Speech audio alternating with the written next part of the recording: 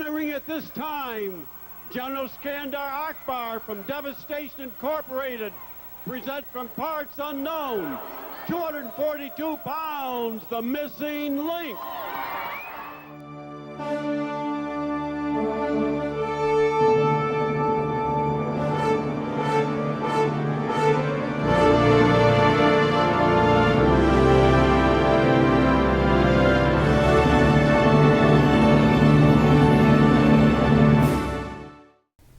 Byron James John Robertson was born February 28, 1939 in Hamilton, Ontario, Canada. Coming from a working-class family, Robertson grew up enjoying the small-town life of what was then West Hamilton, a village just outside the city. When Byron was 9 years old, a friend from his neighborhood named Howard started calling him Dewey for some unknown reason, and the nickname stuck. Dewey took an interest in sports like golf early on, practicing chip shots in the backyard with his father, but his first real passion was hockey.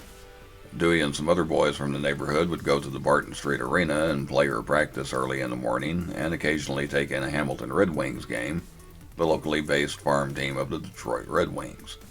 While Robertson had a typical childhood in his very early years, as he grew older, things became complicated. By the time Robertson was 9 years old, his father's increased drinking led to arguments between his parents. In response to the uncomfortable situation at home, Robertson began spending more time away from the house. Robertson stayed many nights with his maternal grandmother, where they both became fans of pro wrestling broadcast late at night from the Chicago amphitheater. While no particular wrestler caught his attention, both Robertson and his grandmother enjoyed seeing the good guys face off against the bad guys, and seeing how intimidating the wrestlers could be during interviews. Stars at the time included Tarzan White, Chief Don Eagle, and Gorgeous George. Pro wrestling had caught his attention, but sports like hockey and baseball were what Dewey lived for when he wasn't watching television. His home troubles played a part in academic failings, but young Dewey was able to forget those troubles for a short time on the ice or on the field. Golf was also still on Robertson's radar. Dewey's parents divorced before his 11th birthday, and he had to get work to help his mother with expenses. Dewey and a friend would caddy at the Hamilton Golf and Country Club on the weekends, starting out being paid 65 cents for 18 holes. Robertson even won a caddy tournament at the end of the season with a cash prize of $70, a fairly hefty sum at the time. Still struggling with school by the time he was 15, Robertson dropped out and took a full-time job in the pro shop at the golf course. During the summer through his teen years, Dewey went to Camp Wanakita, eventually becoming a camp counselor and lifeguard. Standing 6'2", but only weighing about 140 pounds, Dewey was skinny compared to the other lifeguards. Robertson also started playing hockey for the local Intermediate A hockey team, with his sights set on trying out for the Red Wings. This all inspired him to try to bulk up, eating large meals and doing push-ups and sit-ups every morning. In 1958, when Robertson was 19, he changed the direction of his life forever. Dewey heard about a bodybuilding and wrestling gym in Hamilton and decided to give it a look. The gym was run by a former British Empire wrestling champion named Al Spittles, who wrestled under the name Al Hamilton. The gym was an old building filled with iron weights, dumbbells, and barbells, all surrounding a 16-foot by 16-foot homemade wrestling ring. Paying $10 a month dues, Dewey joined the gym and worked out 3 days a week. Spittles took a liking to Robertson and worked with Dewey on the basics of weightlifting to build timing, speed, and strength. Eventually, Dewey started learning new exercises from other guys at the gym, all while would-be wrestlers trained in front of him. At the time Dewey started attending the gym, he got a full-time job at Stelco, a steel mill company where he worked in the nails department. As it turned out, two men who worked with Dewey were also former pro wrestlers from England, brothers named Bill and Jim Rawlings. During breaks, Bill and Jim would show Dewey some wrestling moves, and that casual training, along with seeing wrestling at Spittle's gym, inspired Dewey to leave hockey behind and concentrate on wrestling. While Spittles took part in his wrestling training, it was mostly a local man named Jack Hill who wrestled under the name Jack Wentworth. Jack worked mostly in Maple Leaf Wrestling, but had traveled a good bit in the United States, and even wrestled Luthez for the NWA World's Championship in 1950. Luckily for Dewey, Jack didn't do as many other trainers did and smartened Dewey up to how pro wrestling works. He taught him how to take a body slam, fall without getting hurt, and the proper way to apply holds. Though he consistently trained, had several local matches, and bulked up to a fit 220 pounds, it would be years before Dewey got his first real break in pro wrestling. After changing jobs, meeting and marrying his wife, and even doing a good bit of traveling across Canada and the United States, a 27-year-old Robertson finally got a chance to wrestle in the U.S. thanks to the legendary Bruno Sammartino. Spittle's gym had closed down and by 1966 was reopened by a wrestler named Benny Lima. One day Lima got a call from Sammartino looking for 4 young wrestlers. He needed jobbers to appear live on Channel 11 in Pittsburgh every Saturday to help promote the shows that ran that night at the Civic Center. Dewey was one of the 4 Benny chose, so Robertson and 3 other wrestlers piled in a car and made the 325-mile trip from Hamilton to Pittsburgh, Pennsylvania, to job on TV for $25 each. Dewey's first match in the U.S. was at the KIIC TV studio in Pittsburgh on October 10, 1966, losing to Baron Michael Cicluna. Over the next several weeks, Robertson jobbed for some of the biggest names in wrestling, facing the likes of Gorilla Monsoon, Killer Kowalski, and even Bruno Sammartino himself. While some of the other wrestlers didn't like losing all the time, Dewey knew it was all part of paying his dues. Plus, he was learning. Dewey's work ethic and dedication was noticed by Sammartino. Bruno not only gave Robertson some matches at the Civic Center, but also helped Robertson get work on other cards in the Worldwide Wrestling Federation, where Sammartino was in the middle of his 8-year run as champion. Robertson was also traveling to smaller towns in Canada and the U.S. when he finally got a call that led to his first big push. Frank Tunney invited Robertson to work in Maple Leaf Wrestling based in Toronto, one of the cities drawing the biggest crowds in North America at the time and working primarily under the banner of the National Wrestling Alliance. Robertson was elated with the offer and readily accepted. Though he did have to job in his first few appearances, by May of 1967, Dewey was starting to find himself on the winning side of the ring. His first recorded win came in a tag match with Sweet Daddy Siki against Fred Atkins and the Beast at the Maple Leaf Gardens in Toronto on May 7, 1967, though it was by countout.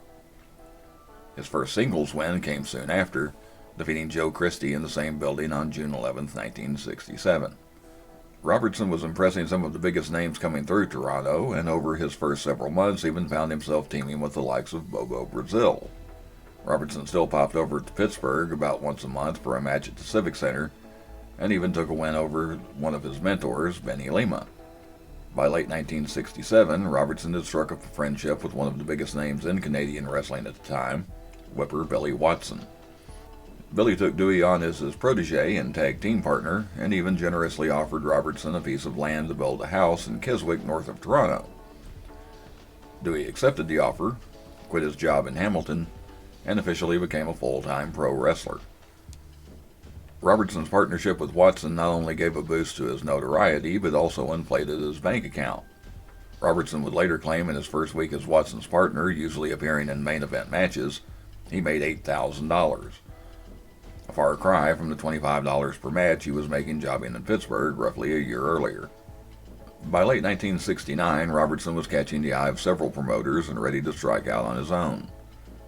In November, he began a 3-month run in St. Louis, where he took wins over Angelo Poffo and a young Ox Baker, also tagging with stars like Jack Briscoe and Pat O'Connor. Robertson also got his first shot at a championship during this time, though he had to go back to Toronto to get it. Dewey faced off against the Sheik with the NWA United States Championship on the line, which Dewey lost by disqualification in just under 7 minutes. In late 1972, Robertson was ready to test the waters in other parts of the world. Dewey spent some time in the Oklahoma-based Tri-State Wrestling, where he won his first championship, having a 3-month run as the NWA United States Tag Team Champions with Dennis Stamp. After spending the latter part of 1973 in Australia, Robertson was ready to return to Toronto, but did so with a change to his appearance. Dewey returned as the Masked Crusader with his manager John St. John. The Crusader was on a mission to keep wrestling scientific and took out his aggression on rule breakers. While the gimmick didn't initially last long, with Robertson being unmasked by the Sheik, Dewey continued wrestling under the mask as part of a tag team with the masked Billy Red Lions called the Crusaders. The team proved to be very popular with fans and went on to win the NWA International Tag Team Championship, beating Hartford and Reginald Love at the Maple Leaf Gardens on June 23, 1974. In the match, Robertson got most of the ring time, taking a pounding from the Love brothers.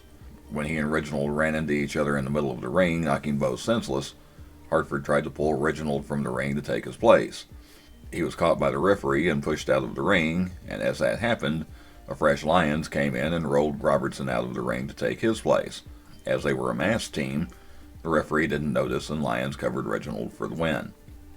The Crusaders went on to hold the international tag titles 3 times over the next 3 years, losing them back to the Love brothers in September, but regaining them again on December 29th.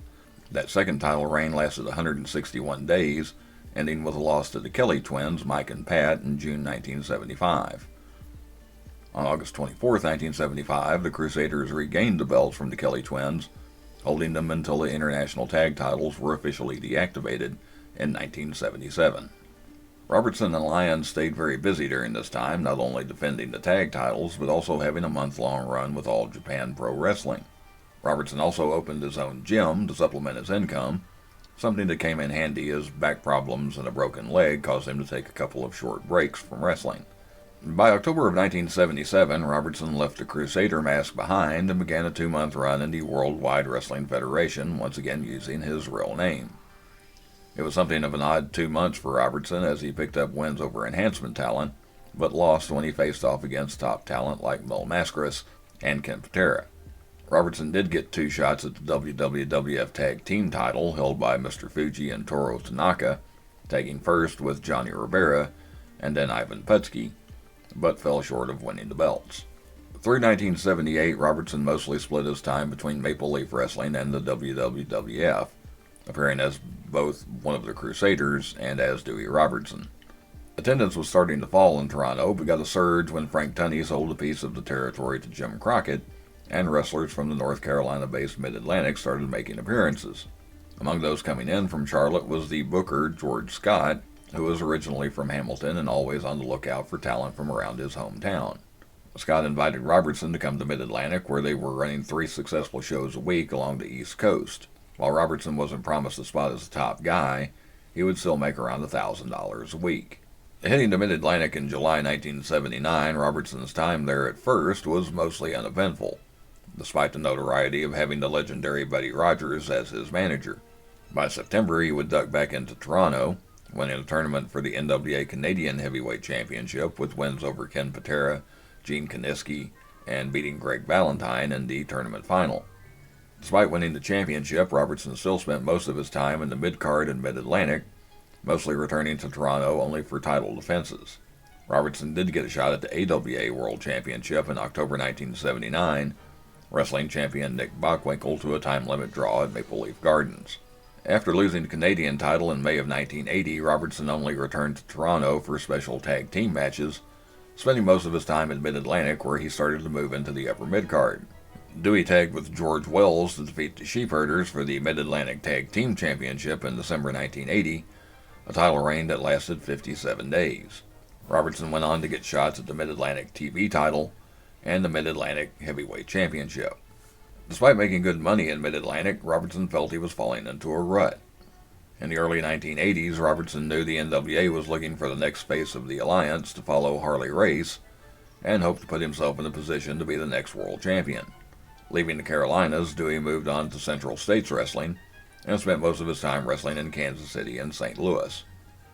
This was not only where Harley Race was based, but also the home of NWA President Bob Geigel.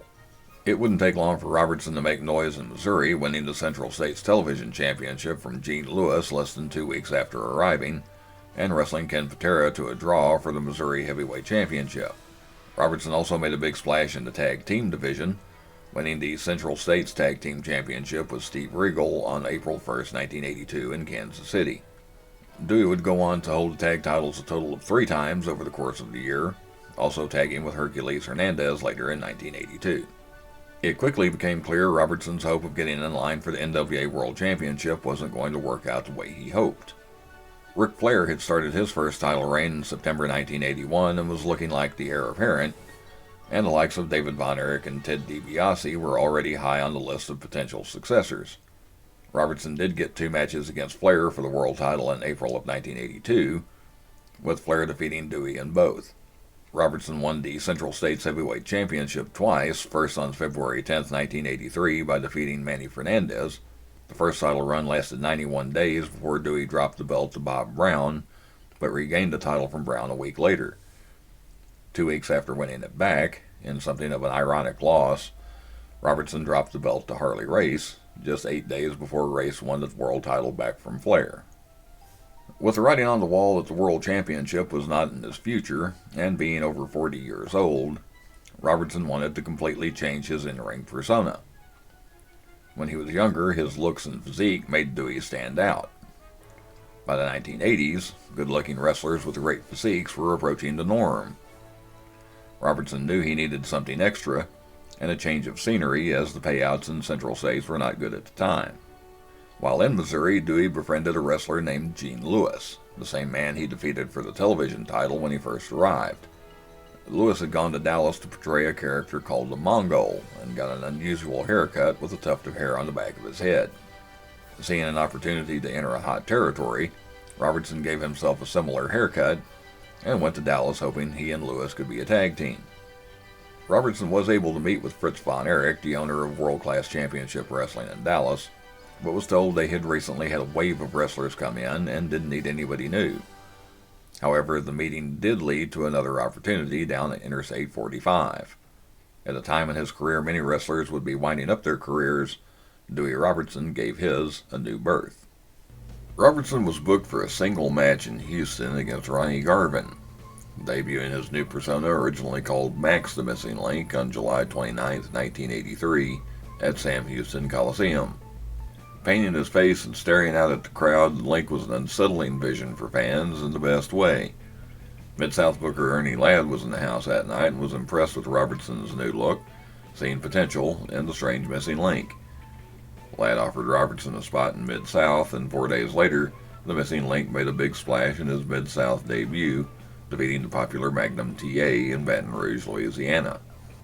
Link was brought in as part of Skandar Akbar's Devastation Incorporated, joining stablemates such as Kamala the Ugandan Giant and King Kong Bundy. Robertson's first full run as a heel was a success, as the Link character thrilled and scared fans with his unpredictable antics, always grunting instead of speaking, and looking at the crowd while grabbing the tuft of hair on the back of his head. Link even caused some hesitation in the locker room. Buddy Roberts, who was familiar with Dewey Robertson from Canada, didn't recognize the missing Link. Roberts later said when Link grabbed the back of his hair and hissed at him, Roberts legitimately got scared. Ladd gave Link a solid push as well, not putting him on the losing end of a match for the first month he was in the territory. As part of Akbar's stable, Link was immediately put into feuds with the likes of Hacksaw Jim Duggan and Junkyard Dog, and had a brief conflict with the young Crusher Darso, who would later be known as Crusher Khrushchev and Demolition Smash, among other names. On November 19, 1983, Kerry Von Erich made an appearance in Mid-South, defeating the missing Link in New Orleans. Coincidental or not, after that match, Fritz Von Erich decided they had room for at least one more wrestler. On November 24, 1983, the missing Link made his World Class Championship Wrestling debut at that year's Thanksgiving Day Star Wars card, defeating Buddy Roberts by countout. Just like in Mid-South, World Class fans were enthralled with Link, finding the Wild Man even more curious as the character developed. Link would use his head as a battering ram, sometimes hitting himself with a metal chair to emphasize the hardness of his head. Still a part of Devastation Incorporated, as Akbar was also active in World Class, it meant Link was automatically involved in Akbar's long-standing feud with the Von Erichs, often tagging with Kamala against two of the territory's top babyface brothers.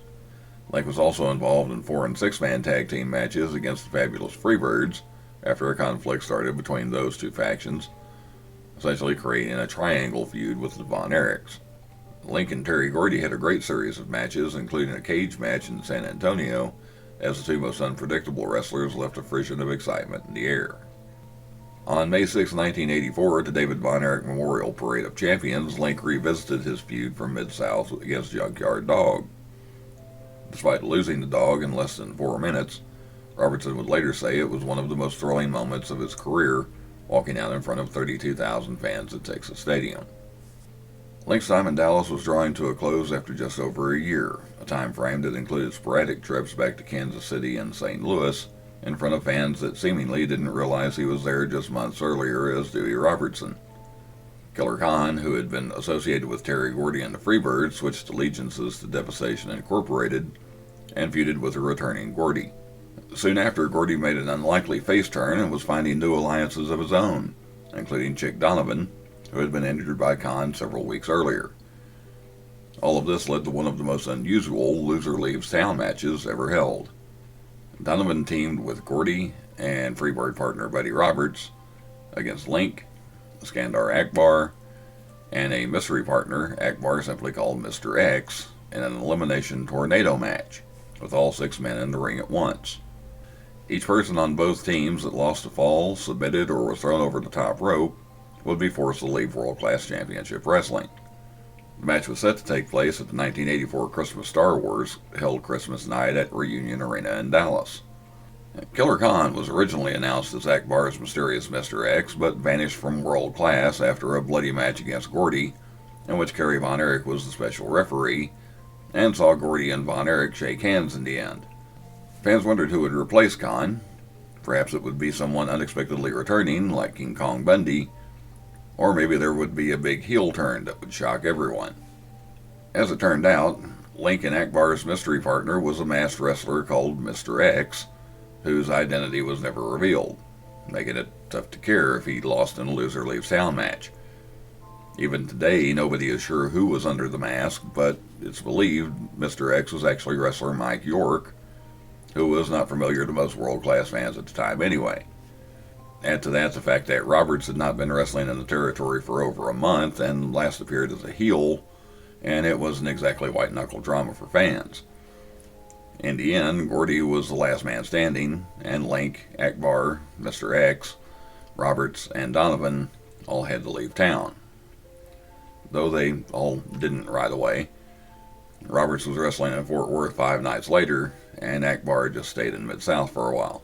Even Link had a handful of matches over the next 2 weeks, one facing off against Terry Gordy on New Year's Eve, before wrapping up his world-class commitments against Kerry Von Erich and Billy Jack Haynes. Link actually did eventually leave town to begin a run in Florida, not knowing it would lead to a burst of mainstream popularity. In Florida, the missing Link was placed in Percy Pringle III's stable, and soon introduced a handler named Sheena, which was portrayed by Gail Robertson, his real-life wife at the time. Link was presented as a monster, tearing through enhancement talent in singles and handicap matches through his first 2 weeks in the territory. Link was also paired with other members of Pringle's stable of wrestlers in tag team matches like Rick Rude and the Assassin. Before long, Link was facing the territory's top talent like Dusty Rhodes, and even began a long series of matches against the Freebirds as Michael Hayes, Terry Gordy, and Buddy Roberts all ventured into Florida by mid-February 1985. In an active 5-month run in Florida, Link and Pringle's stable also feuded with Bugsy McGraw, culminating for Link in a lumberjack match in Ocala, Florida, with the babyface McGraw coming out the winner. By that time, it was already being set up for the missing Link to move on, thanks to a single picture. The April 29, 1985 issue of Sports Illustrated jumped on the mainstream popularity of pro wrestling, and to the delight of some subscribers, and the dismay of others, ran a cover story. With WWF easily accessible in New York and Vince McMahon more than eager to welcome in mainstream media, the issue mostly covered the WWF. This included putting WWF champion Hulk Hogan on the cover. Meanwhile, more traditional territories like Memphis and Georgia were leery of outside sources coming into the locker room and going behind the scenes. Florida was one of the few places other than the WWF to allow Sports Illustrated to come in to take pictures or cover anything in the territory. One of those pictures happened to be of the missing Link, which was used in a 2-page spread. Even non-wrestling fans who saw the issue were drawn to the wild-looking man with the painted face. Not surprisingly, Vince McMahon picked up on the interest and immediately moved to bring Link into the WWF. The missing Link made his WWF debut at Madison Square Garden in a televised match on May 20th, 1985, squashing S.D. Jones in just under 2 minutes. Paired with Bobby Heenan as his manager, Link rolled through a parade of enhancement talent over the first 2 months. Link did get up to card a little bit for a house show in St. Louis, tagging with Nikolai Volkov and the Iron Sheik against George the Animal Steele, Barry Windham, and Mike Rotundo. When he finally started getting singles matches against notable talent, he found himself on the losing end. George Steele took the win at a house show in Uniondale, and the man who gave Dewey Robertson his big break, Bruno Sammartino, beat Link by countout in Buffalo. It was not the kind of start Robertson thought he would get in the WWF. Link did get a shot at the WWF World Tag Team Championship with John Studd as his partner, but champions Windham and Rotundo came away with a DQ win. There were also a couple of shots at Tito Santana's Intercontinental Championship, but Link never took the belt. Link didn't feel he and Heenan were a good match, and evidently Heenan agreed. A trade was announced on WWF television, and Link, along with Adrian Adonis, were traded from Heenan's stable to Jimmy Hart in exchange for King Kong Bundy. Unfortunately, things didn't go much better under Hart, with Robertson even claiming Hart was behind some kind of screw job in a match against Paul Orndorff. Whatever happened, Robertson wasn't happy in the WWF, and the WWF was not happy with Link.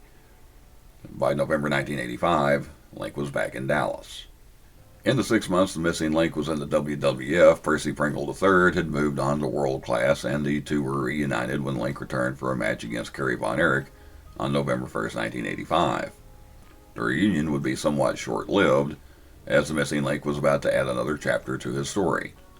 In a tag team match at the Sportatorium on December 12th, Link teamed with the Great Kabuki against Scott Casey and Iceman King Parsons.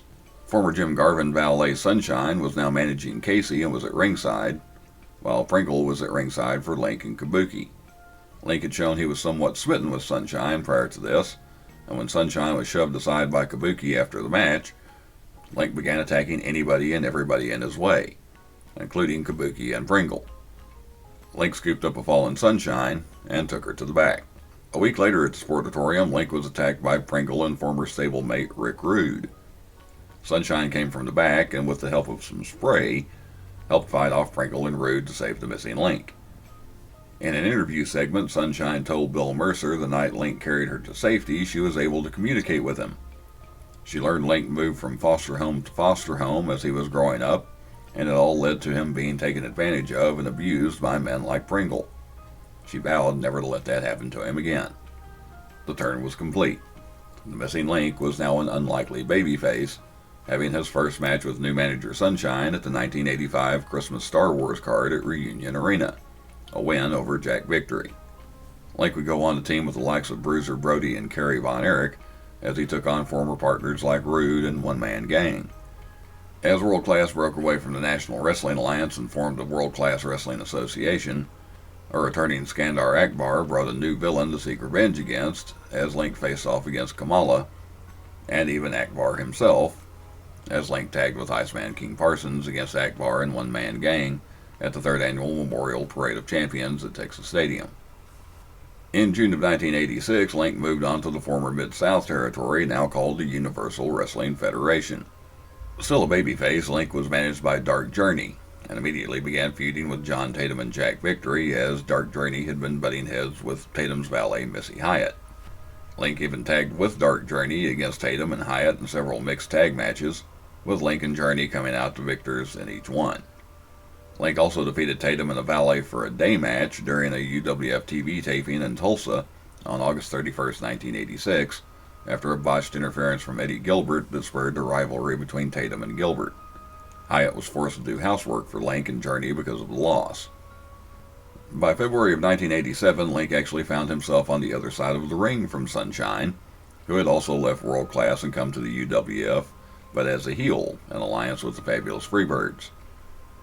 In a series of penalty box matches, Link tagged with first Terry Taylor and then Chapo Guerrero against Michael Hayes and Buddy Roberts. With Sunshine and Dark Journey outside the ring, anytime either of them were caught breaking the rules, they would be put in a penalty box near the fans. The Freebirds won both matches against Link and Taylor, but Link and Guerrero came out the winners in the other two matches. After Guerrero and Link lost the Coal Miner's Glove match against Roberts and Hayes at the UWF Super Blast at the Superdome in New Orleans on April 11, 1987, Link's time in UWF was wrapping up. He went back to Dallas to the independent Wild West Wrestling, which soon after merged with the World Class Wrestling Association. Not much came of Link's third swim through world class, but it did give him a special opportunity. Dewey's real-life son Jason began wrestling in Wild West under the name Jason Sterling, and at the fifth and final Memorial Parade of Champions in May 1988, Link tagged with Sterling to defeat the team of the Angel of Death and Vince Apollo. In August 1988, Link was gone from world class for the last time. After a short run in the World Wrestling Alliance, which had been Central States Wrestling, he was forced to leave pro wrestling and returned to Hamilton. Life was not easy for Dewey Robertson after leaving world class, and honestly hadn't been for some time. In his younger years, Dewey was tenacious about his diet and workout regimen, avoiding drugs and alcohol. While wrestling in Mid-Atlantic in the 1970s, for reasons Robertson would later say was an attempt to fit in, Dewey started smoking marijuana, drinking, and taking anabolic steroids.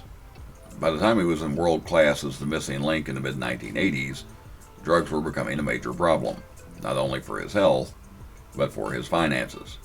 When Dewey and his family moved back to Hamilton, he was almost 50 years old, in poor health, and almost bankrupt. After spending some time in a rehabilitation program, Dewey got his first regular job in years as a police escort, accompanying prisoners to various facilities during the judicial process. After seeing how young some of the prisoners were, he was inspired to try and help them. He began speaking at various addiction recovery meetings, as well as talking to incarcerated youth about the dangers of drugs and alcohol. Unfortunately, in May of 1984, a cancer diagnosis set off a turbulent year for Robertson. Needing extra money, Robertson began wrestling again as the missing link in smaller promotions, but often barely covered travel expenses. After an unsuccessful attempt on his own life, Dewey fell further into depression when his wife decided to leave him.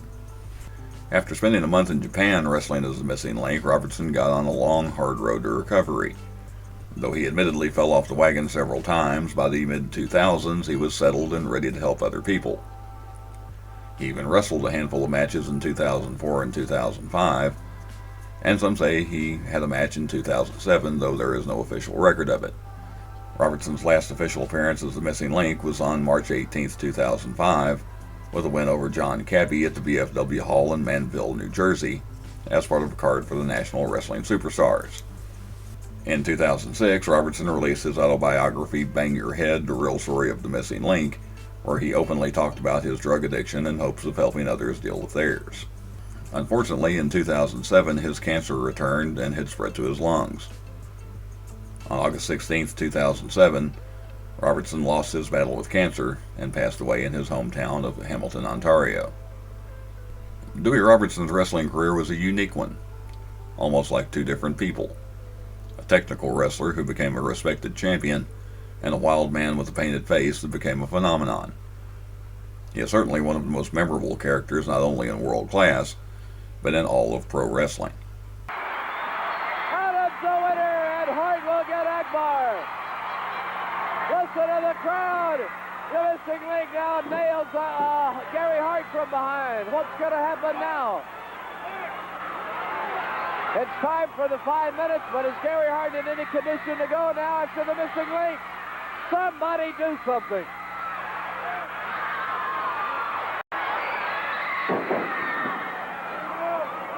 The missing link on Gary Hart. Adams thrown to the floor.